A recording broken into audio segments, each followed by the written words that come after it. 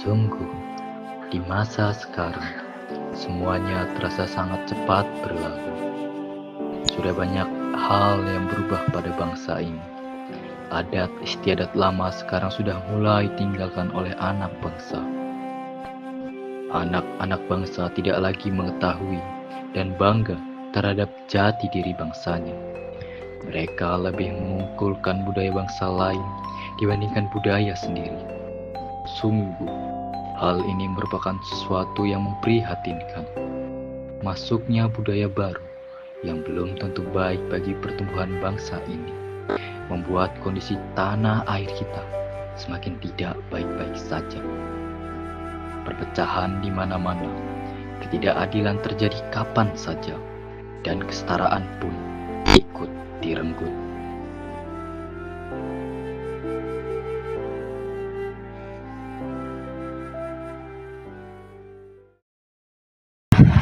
Kenapa berita-berita akhir-akhir ini sangat bagus sekali?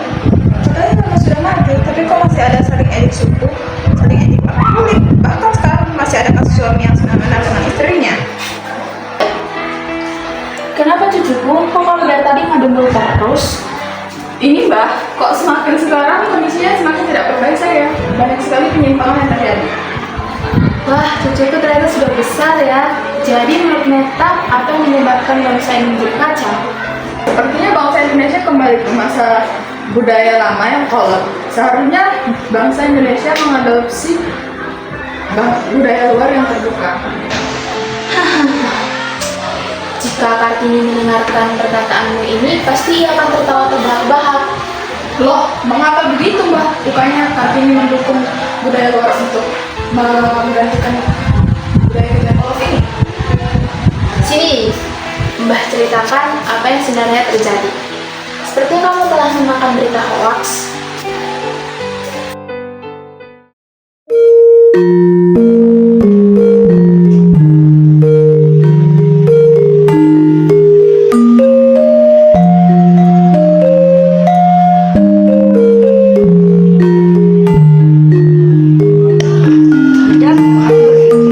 Apakah tugas seorang wanita hanya menjadi istri dan mengurus rumah?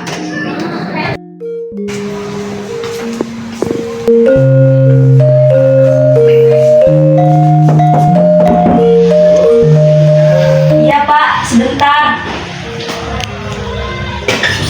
Yuk, Bapak sama Kang Mas cuma mau ngasih ini. Atur suhun Pak, Mas. Saya akan menjaga dan membacanya semua. Kartini lalu kembali masuk ke dalam sebelum pergi dari pintu depan dalam. Ayah dan kakak Kartini saling bertatap-tatapan. Apa benar kita mengasih buku-buku ini ke adik? Bagaimana ya Kang Mas? Sebenarnya hati nurani Bapak kalau bertentangan dengan aspek istiadat yang ada. Apa maksudnya Pak? Jadi Bapak ceritain semuanya. Ayo kita pergi ke depan. Ayo Pak.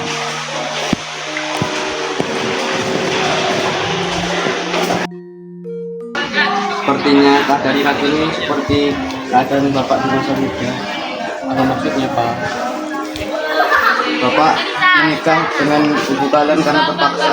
Bila tidak karena terpaksa, mungkin kita tidak ada di gelar terhormat ini. Dan Bapak menghormati adat istiadat menurut kami.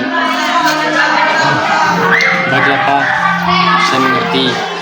Tetapi bukannya Bapak tetap menyayangi ibu kami dan tetap berperilaku adil terhadap mereka. Bapak berusaha adil, tapi mereka apa melihat keadilan Bapak? Sudah, kamu pergi dulu aja nak. Bapak ingin sendiri dulu di sini. Baik Pak.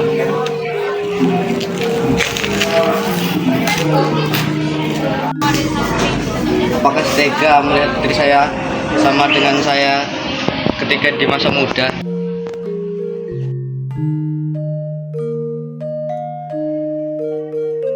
Pergi meninggalkan pergulatan batin ayah Kartini. Kita sekarang melihat bagaimana kondisi Kartini sedang tenggelam dalam bacaan-bacaan yang diberikan oleh ayah dan masnya tersebut. Seketika, pertanyaan-pertanyaan Sungguh buku-buku ini sangat menggugah pemikiranku. Memang, aku rasa yang ada di buku-buku ini sangat radikal.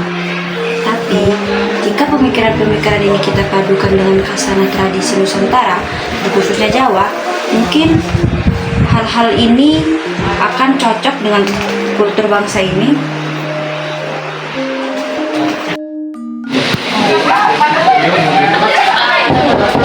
Bu, Bapak bisa bicara sebentar? Bisa, Pak.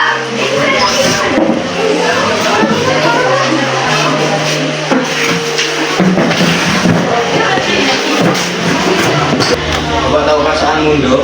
Kamu tidak ingin mengikuti adat ini kan? Iya, Pak. Dan Bapak pasti akan marah akan hal ini. Bapak mengizinkan kamu tidak mengikuti adat istiadat yang ada. Tapi kita harus mengikuti adat istiadat dari leluhur kita. Baik, Pak. Saya tidak akan menyanyiakan restu yang Bapak berikan. Saya janji tetap berpegang teguh dengan adat, Pak. Tiba-tiba, Kang Mas yang sedari awal menguping pembicaraan Kartini dengan ayahnya masuk ke dalam dan menghampiri mereka berdua. Pak, bukan maksud saya untuk bermaksud lancang, tetapi bukankah kita sebagai bangsawan harus menghargai adat istiadat kita? Betul, Bapak mengetahui itu. Adat tetaplah adat. Tapi kita harus menyaring adat tersebut. Jangan menelan mentah-mentah. Kami tidak pernah mau memberontak adat ini. Kami yakin bahwa dengan adat kita lah Jawa menjadi bangsa hebat di masa lampau. Namun sekarang bangsa kita telah tertidur karena telah menelan mentah-mentah adat yang ada.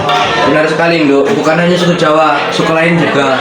Terus apa yang Nduk akan lakukan untuk membangun bangsa kita? Satu cara, Pak, pendidikan bagi kaum perempuan. Mengapa harus perempuan, Nduk? Pak, perempuan adalah sosok yang menumbuhkan bibit penerus bangsa, Pak. Jika perawat kebun ini tidak bisa merawat kebunnya sendiri, bagaimana akan tumbuh masyarakat yang pas seperti dulu, Pak? Bagus, Nduk. Bapak sangat bangga dengan pemikiranmu, Nduk.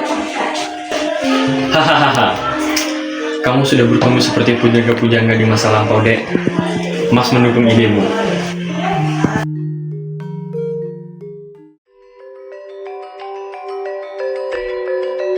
Ibu-ibu sekalian, mulai sekarang marilah kita memiliki pemikiran terbuka akan dunia.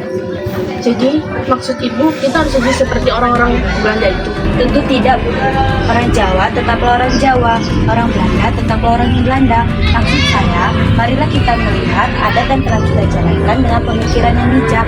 Bukan maksudnya saya menolak adat, tapi jangan telan mentah-mentah adat yang ada. Lalu, bagaimana dengan kita yang bukan orang Jawa, Bu? Apakah kita juga harus melakukan hal yang sama? Tentu saja, Bu. Semua orang berhak dan harus melakukan hal itu. Jika ingin bangkit dari masa keterpurukan bangsa kita, maka suku bangsa di Nusantara harus bersatu. Jika ingin seperti peradaban Eropa yang maju. Bukankah hal itu akan lebih mudah terwujud jika kita mengadopsi budaya Eropa, Kartini? Bangsa Eropa adalah bangsa mereka. Bangsa mereka tidak cocok diterapkan di sini. Tapi bukan berarti kita tidak boleh mencampurkan bangsa kita dengan bangsa mereka. Supaya kita bisa bangkit dari masa keterpurukan dan akhirnya kita bisa melihat cita-cita bersatunya bangsa ini dan bangkitnya bangsa ini. Sungguh pemikiran ibu yang sangat bijak. Pendidikan, persatuan, dan kesetaraan adalah hal yang harus kita capai. Benar, tapi ingat untuk kesetaraan.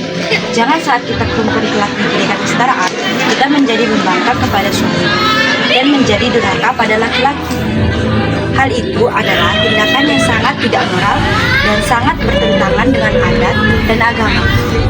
Marilah kita saling menghormati hak-hak masing-masing individu.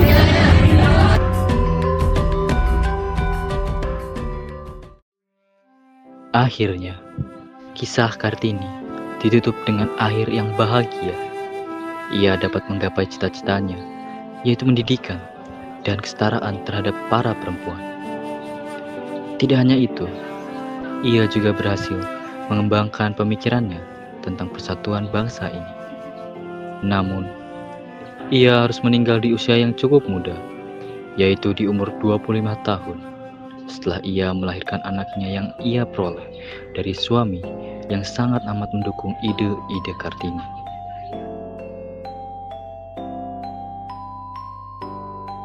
Jadi begitulah ceritanya, Nak. Bah, aku yakin jika semua pemikiran orang seperti ini, negara ini akan maju dan semakin berkembang. Ya, tentu saja, tapi hal itu tidak mungkin terjadi.